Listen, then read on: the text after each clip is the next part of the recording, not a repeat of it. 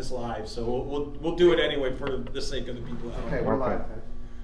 Coach, if you could just start by introducing yourself and your players you have with you today. Terry Portis, Giovanni Brown, Ryan Canner. Last year, I think there was 15 wins with a pretty young group. What's the key to kind of building off of that going into the season? Same attitude. Got to have some of the same attitude. Go out, hustle your butts off, do the right thing in the right situation. From a player point of view, talk about what are the keys to have the right attitude. What is that right attitude? Having fun on the field and off the field, and building more momentum. What's it like, playing for Coach Portis, where there's a lot of standards at Fort Lauderdale in the way that he runs the program. If you can't kind of share with me a little bit what it's like for you guys. I think it's important because it teaches you how to live life in the right way, I think. Personally, I've learned a lot from him. I've learned how to treat people better and how to treat people with respect. So I believe he teaches you a lot more than just baseball. So, yeah. And, working with yourself in the program over the years, that's one of the things. Fort Lauderdale players always leave that right impression as far as growing up and becoming such great men, and just hearing the things that he has to say, How does that make you feel as a coach, knowing that's kind of what people know about your program?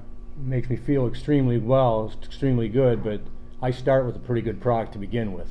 So, I think the parents do a great job. I get a pretty good product on the field to begin with, so I don't have to do a whole lot.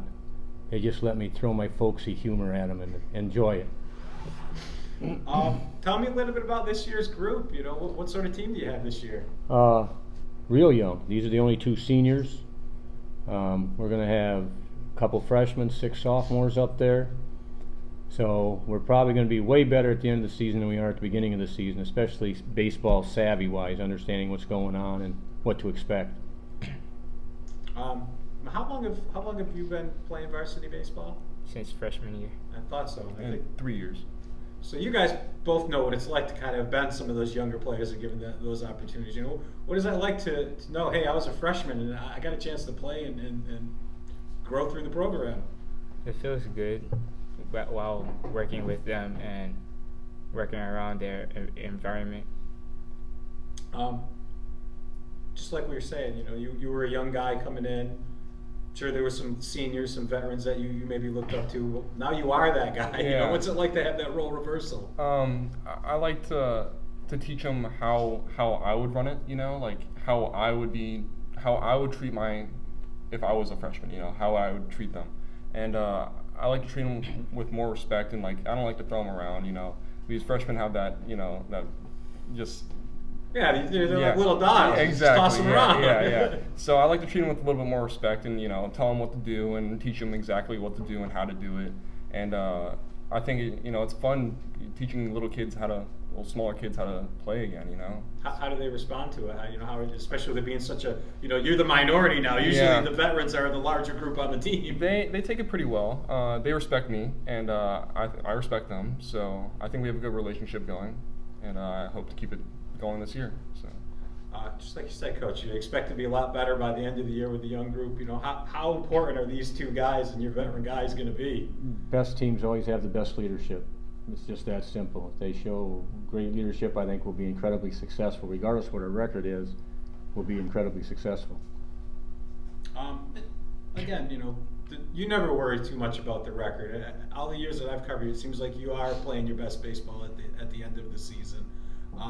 But it's maybe a little harder to get the kids to understand that. What are some of the keys to make the guys understand it's not all about wins and losses? No, it's just perseverance. I tell them all the time, we discuss with them that nobody's been ever yelled at for hustling. If they win the hustle battle every game, you can walk off the field with your head up, shake hands, correct what you got to correct, and move on to the next game. Especially this year, it's in your district alone, you've got a defending state champion now. Is that something that maybe motivates you guys, knowing that it's a little closer when you see a team that you play twice a year, maybe 3 times a year, that goes on to win it? Do you find extra motivation in that? Yeah, because I like to compete every game and every practice and every day, so I stay motivated and proud of being motivated every day.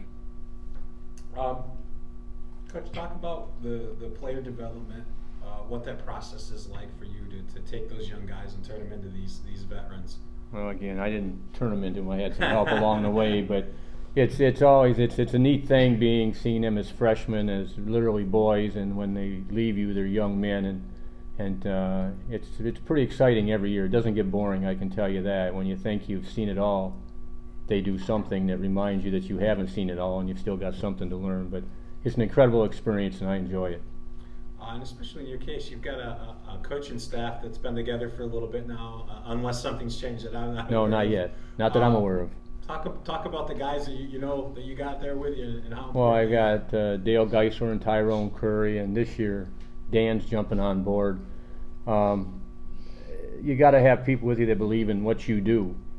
You know, even if they might not agree with everything you do, they got to still sell your product, and to help make it successful. Consistency is something with these young people that you got to have. If they're getting a mixed message, then things go in a bad fashion. But I'm incredibly fortunate to have the coaching staff that I have and their commitment. Talk a little bit about the schedule. Is there any games that you guys have maybe, I mean, I know the district games, there's always going to be some big ones, but is there anything that you've got circled that are particularly looking forward to? I'm looking forward to Northeast right now. That's all I'm looking forward to. No particular reason, just wanted to play them. It's another one. And I looked at your schedule and I saw you playing a lot of the local older kind of rivalries with Fort Lauderdale. Is that something you're really looking forward to? I think that's this year? Yeah, I think that's incredibly important to the programs that you keep. We keep Stranahan, South Broward, Northeast, Deerfield on our schedule, especially the East Side schools. They've been around the longest. I think it's important to pass that rivalry on to the players as they come through and let them understand it. This has been going on for, well, Northeast case 60 years, Stranahan 60 years. It's been a long time. So we always want to play the local teams.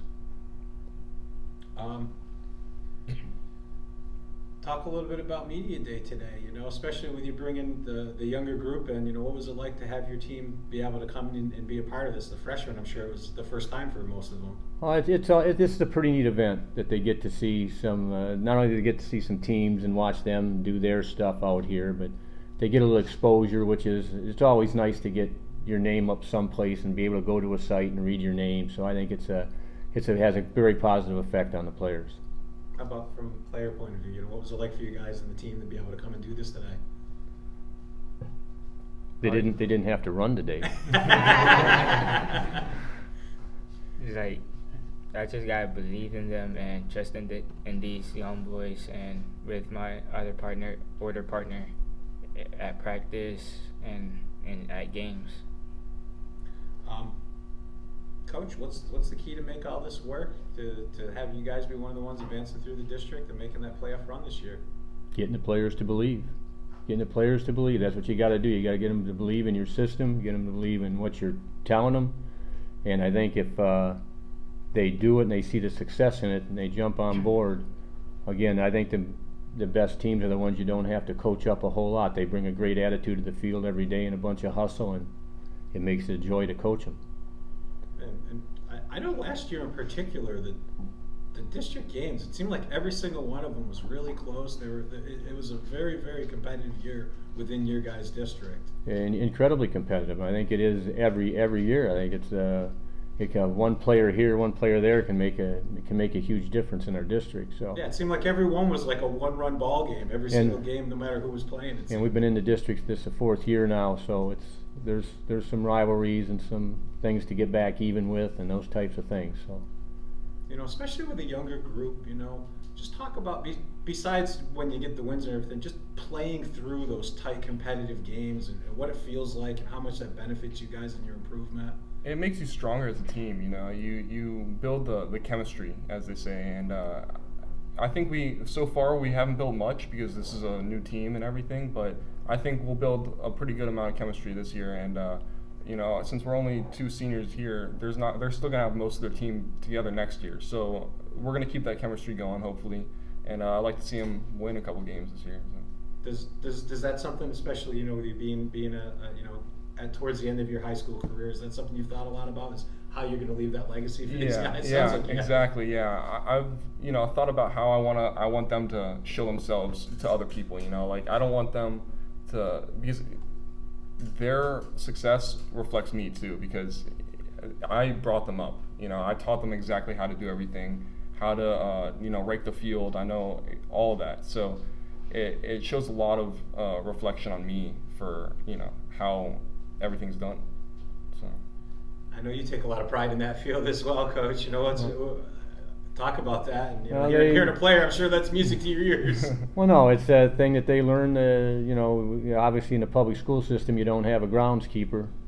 This is the groundkeeping crew.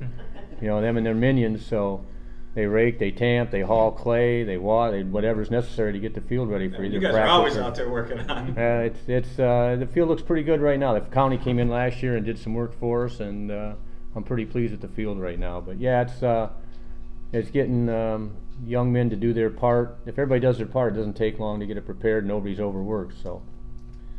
Well, guys, here's to doing your part, getting the field ready, and then on the field when it's time to play. I thank you guys for coming today and wish you best of luck. Thank you. Thank you, Rick. These new uniforms, they look nice. We got these Nice. last year, or the year I think before. last year, okay. yeah. We have a nice set coming in for our away. We're going old school on the away one. I like that.